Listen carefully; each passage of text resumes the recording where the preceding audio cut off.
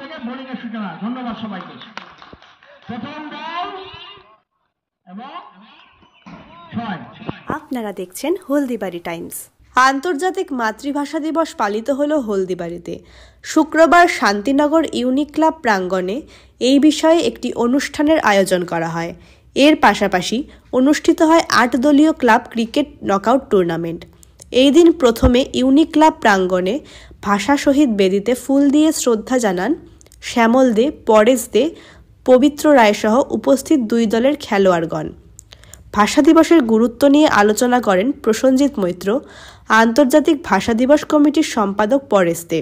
এরপর 8 দলীয় club cricket knockout টুর্নামেন্টের উদ্বোধনী খেলায় পরস্পর মাঠে মুখোমুখি হয় শান্তিনগর ইউনিক ক্লাব বনাম সাতকুড়া ক্রিকেট ক্লাব।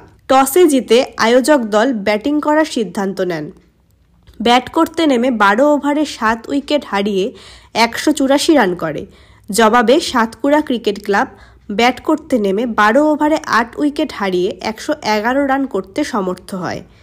আয়োজক দলের জয়দেব বর্মন ব্যাট হাতে 51 রান ও বল হাতে 2 উইকেট নিয়ে খেলায় সেরা নির্বাচিত হয়।